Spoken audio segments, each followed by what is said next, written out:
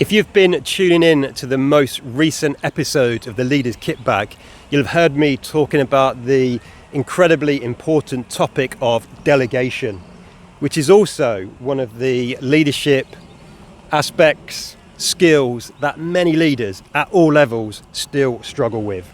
Well, in today's episode, in the fourth and final episode around delegation, I'm going to get super tactical with you and give you a very simple framework, the ISTAR framework, to help you delegate tasks to the right people and have the confidence that they will get delivered to the right standard. Hey, I'm Ben Morton. I'm a leadership trainer, a executive coach and conference speaker. And everything I do is based on the core belief that our job as leaders is to support, develop and look after the people that we've got the privilege and responsibility to lead so that they can deliver the results we're accountable for. So, to today's tactic and the ISTAR framework. It's a simple acronym that you can run through in your mind when you're thinking about delegating a task.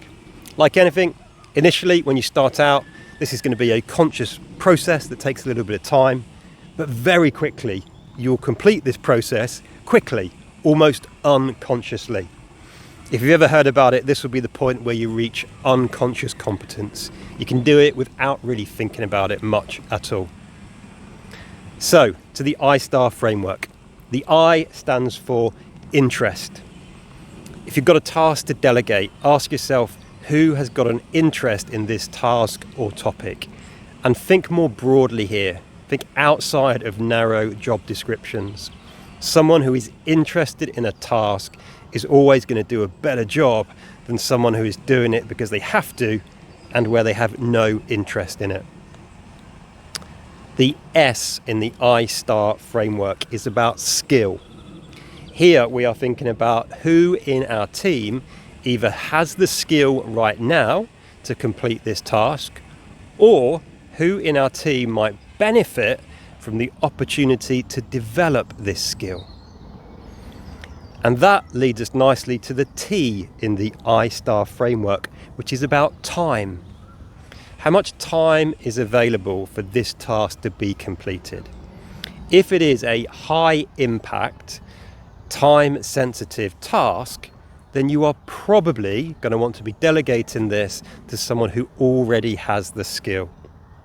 If, on the other hand, it is a task that isn't time critical, then this may be a great opportunity to delegate it with more time, giving you the time to support, coach, guide and mentor them to somebody who hasn't yet fully developed this skill and would benefit from doing so.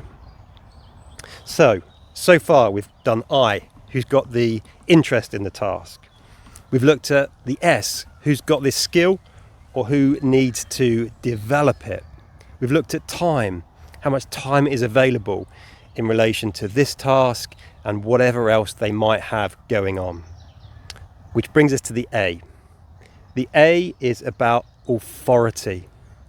If you are asking somebody to complete a task on your behalf, particularly if it involves making decisions, approving something or sign off, and the person you're delegating to doesn't naturally have that level of authority as a result of their job, then you might need to make it clear to them, other stakeholders, your boss, customers, that they have the authority to make decisions and act on your behalf.